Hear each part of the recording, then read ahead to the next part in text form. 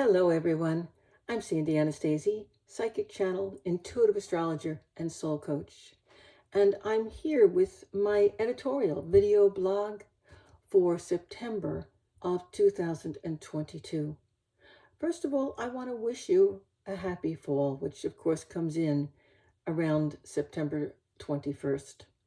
I also want to wish you a happy end of the summer and beginning of our last quarter of 2022, which has been one heck of a year, hasn't it?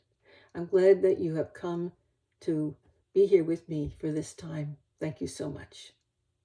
As I began my editorial this month, it was my intention to talk about the fall equinox and why it's so important, especially this year. You see, there's going to be a dark moon on September 23rd, and Mercury, that's the equinox, by the way, it's September 23rd, and Mercury, planet of communication, will be exactly conjunct, that means the same sign and very close, to the sun.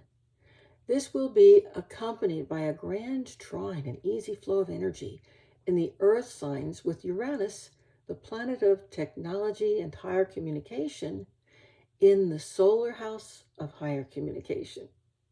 This also happens to be conjunct, again, remember that's the same sign, the North Node, and it opens the door to spiritual growth as well as technological expansion. Wow. So, of course, my guide suggested that it's important right now to talk about what's happening with communication.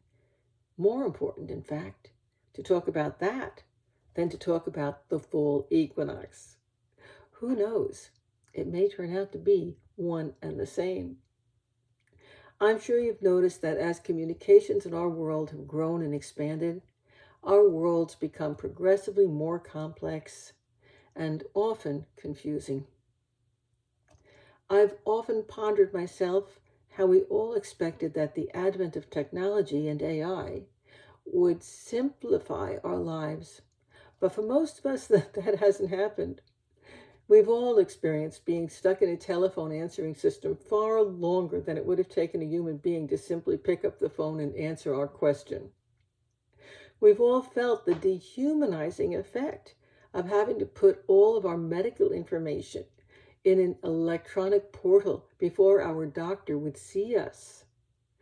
Some of us have experienced our car not starting for no discernible reason. And after a tow to the local garage, a computer engineer has to reset the electronics before we can get on the road again.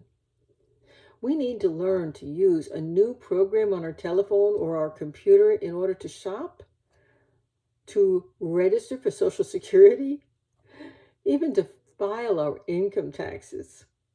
Every club we join, educational institution we study with, business we shop at or work for, now has its own website, and mostly these have their own app too. We need special knowledge now to set up our telephone, our television, our home office, our vacuum cleaner, microwaves and other appliances. Or we need to call in a special technician to do all this work for us. Have you ever stopped to count how many hours a week you spend figuring out how to use technology? Whether it's your microwave or your oven or your air fryer or your washing machine, so that you can live the life of luxury that you wish for? What on earth happened to the ease and simplicity that we were promised? This is not a rant, although it may seem like one. You see, all of this technology is computer generated. That means it affects communication. Because of technology, our world has become very advanced very quickly. We are living our lives at top speed right now. Our minds are being pushed faster too. In many cases, faster than they're capable of going. People are getting burned out. Many people are dropping out. It seems that as we move through this equinox, this fall 2022 equinox, critical mass regarding technology has been reached. Human minds can do no more, and so we must rely more and more heavily on AI. It will be very interesting indeed to see what new forms of communication and what new technologies are released as we approach the end of this year. Meanwhile, the onslaught of communication is gradually causing us all to be more discerning regarding what communications we allow into our conscious awareness. Many of us are turning off the TV, or we're turning just mainstream media off, or many social networks. We're beginning to be the masters of our own minds once again. We are learning to limit our time on electronic devices, to filter our email and phone calls, and to be tougher skinned regarding all of those people who want to sell us something, who need our financial help, or who want us to join their cause. It seems that we have all been pushed to our limits and beyond, and so we are beginning to shut out the outside voices and instead listen to our own hearts and our own inner voices. This is good. It's a good thing. We're beginning to live our lives again, folks. This is all part of our growth as a species. Ultimately, we must return back to ourselves, finding peace and wholeness there, to regain our humanity and our love for one another. That will require letting AI do what it has been designed to do. Only then will we be able to create and live that life we've all envisioned. You're all aware, for the most part, that we've been moving through a war of communication on many levels at the same time. There are conflicts with the media, also within our governments, within belief systems, within the educational system, and more. All of these are now out in the open for all to see. But what and who are you to believe? Who's right? What is right? The only way you can answer those questions really is by looking within yourself, not without. Your inner self knows your truth. Remember, machines themselves are not evil. Computers and AI are not evil. But the people who design and use them might be. The people that those engineers work for might be. We are at a critical time in our evolution. To move forward from here, we need to rely more and more heavily on machines and computers, AI that can do what we cannot.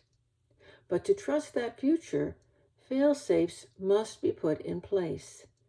Fail-safes that ensure that the technology that we have come to rely on more and more will not be used against us, but rather will enhance and enrich our lives. I firmly believe that one of the reasons our planet is in such turmoil right now is that this war of technology and communications must be worked through so that we can safely evolve. We must all be aware and awake and responsible for all of our actions, never being afraid of truth and honesty, not in ourselves and not in other people either. That's the only way that we can protect our future. Thank you so much for staying and listening or reading until the end. These are my thoughts, and I welcome your feedback. Thank you so much. I'm Sandy Anastasi, psychic channel, intuitive astrologer, and soul coach. You can visit me online on my website.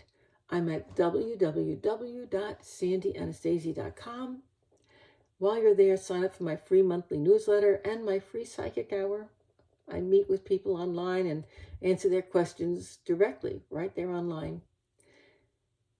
Sign up for whatever free materials are on my website, downloadables. I have some of them that are great. And please also check out my monthly specials this month. I've got a wonderful reading special.